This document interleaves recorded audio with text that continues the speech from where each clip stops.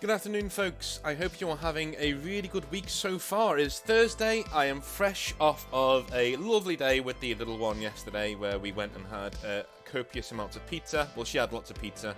I had, like, tagliatelle. It was very nice. But yeah, this summer has ended, it seems, in the UK. We are now back to grey skies, and it is now 20 degrees, which is very nice, actually. It's a very nice temperature to be sitting around doing a bit of work in. So my marking is done for the day. My lesson plans are done for the day, so now it's time to do some recording. If you like what I do, head on down to Patreon down below. It's all there if you want to have a look at it, or go on, be a member of the channel. I will be recording some Dragon Age tonight, which I'm really looking forward to. And before then, let's get into some Hobby Nightmares, because today we're going to do some Hobby Nightmares, and tomorrow we will be doing another Games Workshop story. But it's less of a story and more answering a question, because somebody managed to ask me to put my money where my mouth was, or at least give it a little bit of a heads up of what I think about a certain topic, in as much as how would I actually run my own game store if I was going to open one, how to get one started, how to get one going, as a very serious question by a good friend of mine, well, not a good friend of mine, but somebody that we've been conversing with on email. So I'll be doing that tomorrow instead of my normal Hobby Nightmares, and today will be the normal Hobby Nightmares. When I say normal, some of these aren't really normal, but, you know, let's get into it. So, Conan says, Hi, my name is Conan. I'm 35, and I have Aspergers. Okay, no problem. That's me. Now I'm trying to run a Wrath of Glory and RPG. Okay, cool. However, after session 1, I'm really struggling with GMing and wanted to ask for some advice. Okay. What am I struggling with? How to tell you the story. Well, to be honest with you, man, for somebody with Asperger's, this is really well written. So yeah, well done to you. What am I struggling with? How to tell you the story. I'm reading from the module Graveyard Shift. The module itself is great, but the party keeps going off script and leaves me at a loss of what to do. Don't get me wrong, I really enjoy GMing. And GMing the session as a whole, but I feel like it was very janky due to me trying to make up that story on the fly, but still ending up back on the rails. Okay. With my Asperger's, I'm aware that I like things to be straightforward and struggle when it's not. I won't shy away from this though, as it can only help me in the long run, but I want the experience to be enjoyable for the players too, instead of waiting for me to work out what to do. Any advice from you would be appreciated, thank you. Alright, so Conan, first things first, man. The hardest job at the table when you're running a campaign of that sort is GMing or DMing or storytelling, being the guy running the game. That is the hardest job. And let me put it this way, you are the nexus around which every single bit of enjoyment happens on the table. So, if you're not having a good time, eventually your players will pick up on that and stop having a good time. The fact that your players seem to have enjoyed it, from what you've told me, even though you weren't really getting into it, says a lot about you to me, and that is that you are a good GM. Your baseline skills are all there, because even though you're not having a good time, they are. But eventually, they will pick up on your vibes, and they will start to not enjoy it as much because you're not enjoying it, right? Nothing kills a campaign more than a GM or dungeon master like tuning out and being like, okay, I'm done with this, that sort of thing. I've been guilty of it before, more than one occasion, where I've been playing a game and things haven't been going just right, or I'm just not in the mood. I've even done it on Black Coats on like one occasion maybe, where I've had a session on the channel where I've just not been that into it, or I've not been in the mood, or the story isn't quite hitting the way I wanted it to hit, even though I wrote it that way. Do you know what I mean? And there are also different sessions, like I think it was the finale to. I think it was the finale to Season 1, where one of my players came to me and said that's the best role-playing session I've ever had, which is high praise, coming from. But that I was really into it, and I really threw myself into it, and it was a really good session. So your enjoyment makes or breaks the campaign, is what I'm trying to say. I'll give you a little example there. So what I would do, first things first, if you have Asperger's, the first thing you need to do is admit that you've got that, not handicap, but change in perspective in terms of role-playing, right? And you're doing a great job, because you've already told me, look, I like things when they're simple. Okay, well, Conan, if you like things when they're simple, my friend, this is your game. This is your game. Throw out Dungeons and Dragons. Get rid of it. D&D is one of the worst game systems I think I've read in a long time. 5th edition is I don't like it. It makes things way overcomplicated when they should be simple, and it makes simple things far more simple than they need to be. You know, it's all out of whack. What I would do is do a bit of research into other role-playing engines. So look into Pathfinder, I guess. Look into Blades in the Dark is a really good one for really simple role-playing. There was one that was free with a PDF. Oh, Degenesis is another amazing one. Degenesis is amazing, and it's free. Look online for Degenesis, the RPG. It's free online as a PDF. Have a look at that. And Band of Blades too, if you're looking for more medieval style of game too. There are tons out there.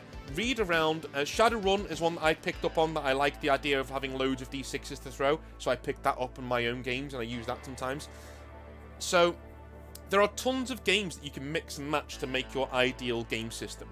Your ideal game system should be 1 or 2 pages. That's it. If you want it to keep it nice and simple. So, for instance, say we have, you know, strength, dexterity, intelligence, and like a mythic thing for magic, right? Those are your 4 stats. Have people have numbers from 1 to 10 in those stats, and for every number 1 to 10 in that stat, you get a d6 to roll to check if you're succeeding at a task or not, right? And every 5 or 6 is a success. That's it. That's a really, really, really simple game system that I've just done in 10 seconds, right? That is, you could do that. There's nothing to stop you from doing that and saying, look, and then later on, build things in. So what I'm doing right now, I'm actually writing an RPG for my sister as a late birthday present / Christmas present, and what I'm doing for her is creating a really simple RPG system so she can get into role-playing game, because she's always wanted to play D&D, but she's never really been able to get into it. So I'm creating one like very similar like that. It's a 1-page rule spread, and magic is very nebulous, you know, but we're going to be using the game system. We'll add things in as we go. We'll augment it as we go, rather than actually having it, you know, all there. I've literally seen, one second, we have a cough, one second. I've literally seen RPGs, and I've run one like this, where I literally ask the table, what's your character good at? And they'll say strength. Okay. You get 3 dice when you roll for strength, and 1 dice for everything else. A 5 or a 6 is a success. Brilliant. Okay. And we role play it. And if they role play quite well, then their next roll gets easier. So you know, if they're role playing lock picking, and they can tell me why they're good at doing that lock pick skill or whatever they're doing, then it gets easier. It can be as simple as that. You can make it up on the fly. I've run role-playing campaigns or one-shot campaigns at a table in a bar with 2 dice.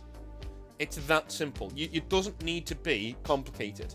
So what I would do if I was you, I would take a break from DMing for a bit and just say to people, look, I want to go away just for a week or 2 and experience other role-playing systems, because I'm going to make my own. I'm going to make it nice and simple. It'll be 1 or 2 pages, and that's it, and off we go. And if people don't want to play that game, my friend, you have to realise that you have Aspergers. So if you want to enjoy the game, it's more important than you enjoy it to make a role-playing campaign that suits everybody, that everyone has fun with. So I would take a week or 2, get some free RPGs, or some paid ones if you got the money, read through them, see what you like, see what you don't like, and then make your own system over a week or 2, 1 or 2 pages of rules, that's it, and you're good to go, right? And if you don't want to do that, if you don't want to write your own, I've got one here ready to go, so email me and I'll just email it to you, and it's dead simple. You can run it really easily over a couple of days, so you'll be fine, okay? That's my advice. Keep it simple, and if you're not enjoying it, the game won't succeed. So there comes a time where you have to just step back and say, okay, maybe this game system isn't for me. And if people in your group don't want to play with your new rules, that's also fine. That's also fine, because you have to make sure that as a GM you're enjoying it, and if they're not playing games that you're going to enjoy, something has to give there, my friend. You know what I mean? So anyway, that's my advice. Duncan says, hello Duncan, how are you? Sorry to bother you. I have a story you might be interested in for your podcast on YouTube, okay? Oh, on the subject of a podcast, I should really say this at the start, but I'm going to reveal it tomorrow. Next Thursday, I will be recording the first podcast for the channel. And then the following Thursday, on the 1st of September, we will be releasing the first podcast that is on the channel. So, yeah, well, the return of the podcast. But anyway. So, let me just have a look here. Alright, so this took place a long time ago when I was at school. I cannot recall the exact date, but in the early 1980s, I was attending grammar school at the time. So, okay. Sorry, just doing mental gymnastics in my head there. I had at the time attended a local wargames club and had played several World War II era 1/300th tank scale battles. Right, you can tell us that you're an old school gamer because you're doing 1/300th scale battles. I must admit, this was mainly attended by older gentlemen. As a teenager, I felt out of my depth. Alright, I had gone along with a neighbour to see what it was about, and I'd liked the models, but I had no access to the rules or the understanding of them. Yeah, so this is something that like younger people don't really get. Like back in the day, it was a privilege to play war games and RPGs because you couldn't just go online and get the rules. That you had to go out of your way to have a physical copy of a book right there in front of you. It's a magic that it was almost like a hard gatekeep, but it was also something that it made it magical. You know, when you got that book in your hands, you're like, oh my god. You know, even if you borrowed it from someone, you're like, oh my god, I need to read this cover to cover. You know, I love that part of the hobby. It's kind of gone these days, but anyway. The game was played on a long table with multiple players on each side. Basically, I was just told what to do and cussed at when my dice rolls were not what my team captain wanted. Okay, fair enough. Sounds like a bit of a over-the-top guy. I only went for a few weeks before giving up as a bad job. But I did buy and paint some model tanks.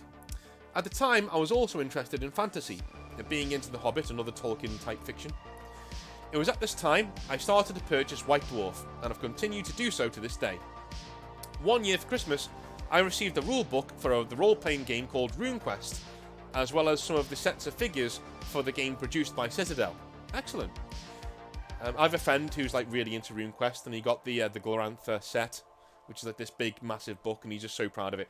He's so proud of it. When I met him for a drink after he first got it, he brought it out with him to show me. It's like, we're trying to look at women, man, and going out like trying to get girlfriends. We're sitting here with RuneQuest on our table. Anyway, I used to also buy, with my pocket money, models from the Fiend Factory and Fantasy Tribes range that Citadel made, and so I had quite a burgeoning collection of painted fantasy miniatures. At school, it was announced that a club was being set up to run one evening a week, which would be run by a teacher and a couple of sixth form lads in order to play war games or role-playing games. I joined this, yeah, no shit. Nobody had any experience, but they had heard of wargaming and D&D and wanted to try it. As I had a lot of stuff for RuneQuest, we decided to give this one a go. I remember being quite pleased I had drawn out a scale 28mm map of the tavern that was in the beginner's scenario of the book, and I brought along several relevant figures, all painted, and although looking back they were not done that well, I had at least made an effort. To my disappointment, the other club members who had gathered did not seem that interested. The older boys and the teacher were talking about football the entire time. Yeah, that sucks, man. Like, I really hate it when it's just the worst when you put effort into something and you bring it up. I know they're under no obligation to like just the shit that you're bringing to the table, but it also just, as a creative person myself, like it's just a horrible feeling, like even watching somebody else go through it, where they're like, oh, you're not that interested. Oh, okay. Well, I guess I'll put this away then. It's just horrible. Anyway. Let me just get back to what I was... okay. Having read through the rulebook on how to proceed, I tried out several occasions throughout the meeting to get them to roll up, the term used in the RuneQuest book, some characters to start the scenario with. Yeah. I do remember, though, RuneQuest is one heavy game, dude. For beginners. You know, you have, like, dynasties and grandparents and all these other bloodline things you need to do before you even start. This is not a good beginner's game. RuneQuest is an advanced game for hobbyists. I do not recommend it if you're starting out in the hobby. Put it that way.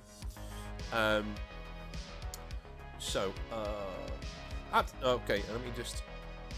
I had photocopied the character sheets and handed them out to everyone when we started. I had also set up the map of the tavern, both floors, on the central table, and set up my models for people to observe. Excellent. Eventually, it seems one of the older boys got fed up of me interrupting their talk about football with some nonsense about wanting to roll up characters. He took one of my models, a beastman type of model, called Brew, if memory serves, then said something like, "You want to roll up some characters? Let's roll up some bloody characters." At which point, he literally rolled up the model in the character sheet, scrunched it into a ball, and drop-kicked it at me across the room. Wow. Several of the older boys and the teacher then likewise did similar, laughing as they did this. My models were flying everywhere. I was displeased, yes, no shit, and somewhat upset by this behaviour. Well, you must be the calmest person in the world. Despite the instigator being quite a bit older than me, I yelled at him that these were expensive models and for them to stop. I tried to physically prevent any more models being subjected to this treatment, but I was outnumbered and restrained. I spent the rest of the time at the club trying to find each model, checking for damage as some bits like spears were broken off or bent, then placing them back in their boxes. Needless to say, I never went to the club again. I tried to complain about their behaviour to the sixth form boys and the teacher, but was told I had tried to attack them, and as such was not only banned from the club, but also had to undertake a week of lunchtime detentions for my sins. Just to say that these two stories are probably the main reasons that as a rule, I do not enjoy wargames. But I do enjoy collecting, painting, and converting models. Wow, I thought you'd enjoy these. Okay, yeah. I mean, yeah, your spelling wasn't bad, man. It was all good. So that is tough. That is tough. And I will admit, dude, like that is not something that anybody should have to go through. But at the same time, it's alright me saying it shouldn't colour your perception of wargaming in general. But at the end of the day, I can understand why it did. I can understand why that's put a certain block in your mind towards wargaming. What I will say, especially if you live anywhere near me, I'm not sure if you do or not, like you probably don't. But, you know, there are always games out there to be had. Head onto the Discord and go onto Game Finder or any of the one of the meetup groups. And there's one that literally says get together, and start talking about getting into the games, and you will find somebody who will want to give you a beginner game of a certain game, no problem.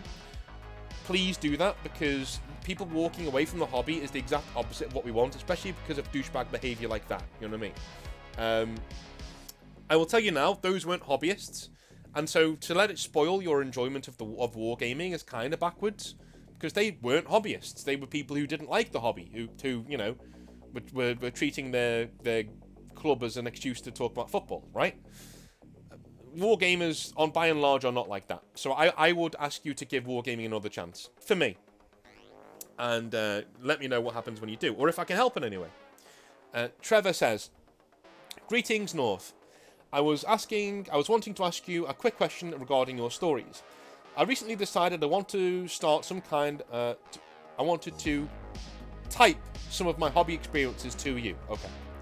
This story went through the course of 4 or 5 years of my life, and once I hit page 4 of single-space typing, I wasn't sure if this was too long or not. Okay, so this is just a normal question. Trevor, just send it to me, man. I can skim read it and take out the bits that I need to, you know, and get rid of all of the nonsense. If it's 4 pages long, just send it to me, no problem. Right? Flammable Hero.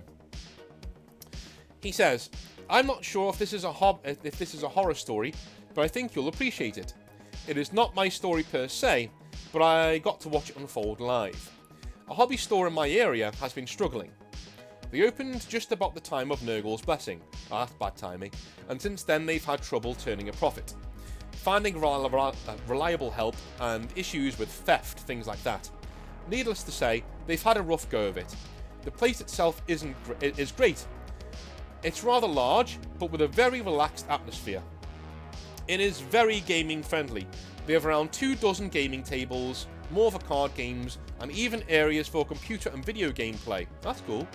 Its vibe is more focused on atmosphere and less on pushing merchandise. Yeah, I'm going to say right there, that's why they're probably not doing very well in terms of money. God, people are going to hate me for saying this. Okay, I'm going to carry on.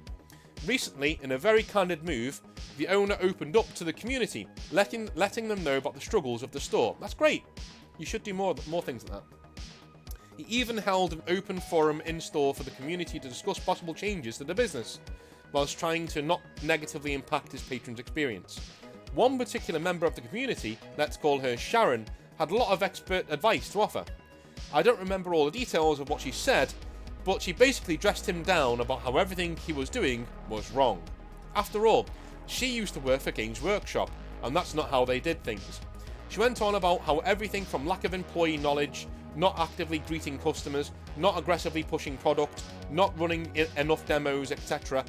Sharon's point was basically this: if you ran your store more like Games Workshop, then you wouldn't be having all of this trouble.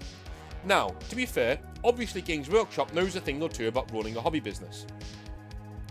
They make gobs and gobs of money every year from it. I'll take issue with that. I think they make gobs and gobs of money from their IP, rather than, and that drawing people in, rather than the actual shops, but anyway. But no one there, including the owner, wanted another Games Workshop store. I should also note that the Games Workshop store Sharon worked at had closed a few years ago, and was originally located very near this same place. Throughout her tirade, the owner seemed to make a concerted effort to listen to her and take her suggestions to heart, but as it dragged on, you could tell he was getting fed up. Finally, when she said to him in no uncertain terms, the problem with the store is you, quote unquote, and at that he firmly asked her to leave. She did, and literally everybody clapped. Oh, it's one of those stories. I'm kidding. The owner followed up and basically said that if you feel the same way as Sharon, you might as well leave too, because that's not how he wanted to run the store. Alright, so, a few things to pull apart here. Firstly, she's not wrong. I know, pitchforks out, I know. But she's not wrong. If you run your game store, right, like a youth club, you will attract youth club people. Or neckbeards who want a space to game. Neckbeards who want a space to game don't have any money, because they're mostly living with their mothers. They are going to come there, take up your space, take up your time, and never give you a penny. Most of them do that. I would say like 95% of the people that this store is attracting will not spend any money in the store. They're going to treat it as a space where they can meet friends and play games. And if you have a limitless supply of money to keep the store running, that's great. There need to be more spaces like this in the world right now. But when you have a Warhammer club somewhere that rents out a hall, do they offer it for free? No, you've got to pay because they need to rent out the hall. What this guy is providing is a free gaming club, and that's not going to make money. So she has a point. She definitely has a point. More than one, actually. Where Sharon is going wrong is that she's coming too hard down on the Games Workshop style of things. And that, everything needs to be like this. You need to be doing more intro games. You need to be humping people who are coming into the store to get them to buy things. No. You can't have a nice little medium. I know, because I ran a store like that. I ran a store where we didn't dry hump the customer into trying to buy things. We offered a hobby space for people to do gaming and things like that. But I also took the piss. So if people came in and wasted my time and never bought anything, I would make a joke out of it. Only if I knew they could take it. But I would say things like, "All right, okay, yeah." I'd say, well, if something came up, I'd say, well, Dave never buys anything. He comes in, takes up my time, and he goes and I'll be smiling and laughing as I say it. And he goes down to the other store and pays it all in there. And do you know what? 9 times out of 10, they would laugh. Go and get a box set and bring it over and buy it. Right? Because I was attracting and cultivating the people I wanted to be in the store, right? I wanted decent blokes, decent people. Not just blokes, but just decent people to be in the store. Who could take a ribbing and be like, yeah, alright, that's my bad. I'll go and get a box set, right? You need people with a bit of backbone. I couldn't do that to any of the neckbeards because they would start whinging and crying, right? And But I would say sometimes I'll make it clear and known certain terms. I don't charge you for this space, and I never will, right? But if you're taking up my space, I expect a courtesy purchase every now and again, even if it's just a pot of paint or a white dwarf. Like that was my unofficial rule. Like my space isn't free. It's a Games Workshop store, and this is my job. And I could lose my job if I don't bring in money.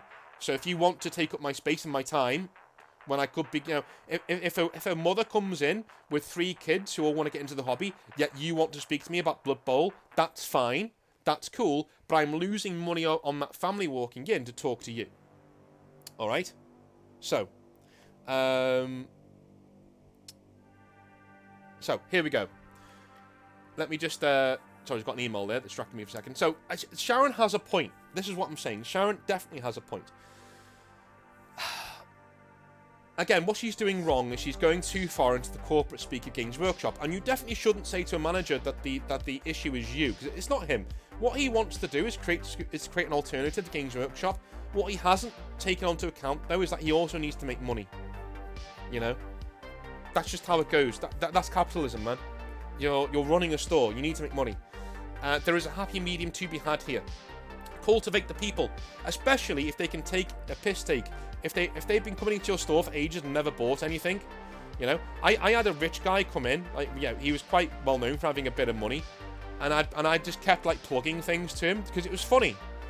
It was funny. Like, I was literally simping for this guy. It was just really, really funny. And he would always buy shit. He'd buy loads of stuff, but he'd just be like, you know, it was just so fun. Like, having different people in the store that you can just rib off of. Now, don't get me wrong, don't lead with that, but there should be an understanding that if you come into my store, you know, courtesy purchases are accepted, not just accepted, encouraged. Definitely encouraged. You can't run a business on thin air, so Sharon has a point there. And her point is, you've turned this place into a youth club, and no one's going to pay you any money because most geeks, most neckbeards, are cheap sponges. They are. I'm sorry. I run a store myself. I know the people that she's talking about, and I know probably most of the people who would have been attending this club would have been people like that who come in. They don't have a lot of money, you know. They've got a lot of armies off eBay or whatever, and they're going to come in, they're going to take up your time, take up your money, take up your space, and never give you anything for your time. Those people either need to go, right, or need to be encouraged to actually contribute. I know that sounds really bad, but I've been in a position where you've got to make money, right? I had one staff member at my store, right? And that's towards the end of my time there. And I didn't want them to lose their jobs too, so that was even more pressure. Sometimes you need to bend over backwards to get yourself some money into the store. It's just how it goes. But what I would do is put your best foot forward, be the best manager you can be really happy to have everybody there. And when somebody does buy something, celebrate them. Say thank you so much for your custom, man, and make sure everybody in there knows it as well. Don't say, hey, this guy bought something. Don't do that. But like, say thank you so much for your custom, man. Thank you so much. It means a lot to me. Blah blah. And you know what? The people who aren't buying shit, even a pot of paint, will be shamed by everybody else who's buying shit. Do you know what I mean? Like just there are ways and means to cultivate it without being a dick, is what I'm saying. But don't turn your store into a youth club. It will fail. It will fail, because the sponges will arrive, the time vampires will arrive, and they will just suck the life out of your store. They will be smelly, sweaty, they'll just sit there all day playing fucking Yu-Gi-Oh! Or Digimon or whatever the hell they're playing these days, and they just won't do anything, right? And you're not going to be able to shift them. And if you do, they'll start crying, kicking up a stink, and that'll give you a bad reputation in your store. So before that ever happens, I think the store's too far gone, to be honest with you, especially if he's holding like a summit with them. Like, fair dues, if you want to do that, it's really cool. But I do feel like a lot of people who celebrate this stuff, like we had one the other day in whatever his name was, the guy who was accusing the Games Workshop manager of being lecherous with an 18-year-old when she turned out she wasn't 18, she was in her 20s. Like, he was exactly the same. Like, he expected this Games Workshop manager to like acquiesce to his every need, or acquiesce to all of the geeks in the store. Like, we should all be grateful that you're there. But you're not buying fuck all. So why the hell should I be grateful that you're here, you know? I love the fact that you're here to spend your time here with me. Great, cool. But you're not buying anything. You're not keeping a roof over my head, dude. This isn't a free space. It may look like it, but it's not. It's not a free space. This is my store. It's called a store, not a club, right? The best stores in the world find a way to tread that balance of both. It's a really good place to meet and do the hobby. And it's a really, really, really good place where you can go and buy some hobby stuff, right? Cultivate the people who give you the money. Shun the people who don't. Sounds harsh, but it is what it is. Anyway, thank you very much for watching Hobby Nightmares. I'll be back tomorrow. It may be the thingy tomorrow. The, what's it called? The store thing tomorrow. The store video tomorrow when we're telling you how to run your own store. But I kind of did that today, to be honest with you. But so I might write that over the weekend and do another Hobby Nightmares tomorrow. I'll see. We'll see. Anyway, I love you a long time. I realised that I'd been playing the entire game, the entire video, so I'm not going to do a plug at the end of it. But love you a long time. Have a really good day today. I'll be back tomorrow for some more Hobby Nightmares or some more hobby stuff. We'll see. Have a really good one, and I'll see you then. Have a good one. See you later.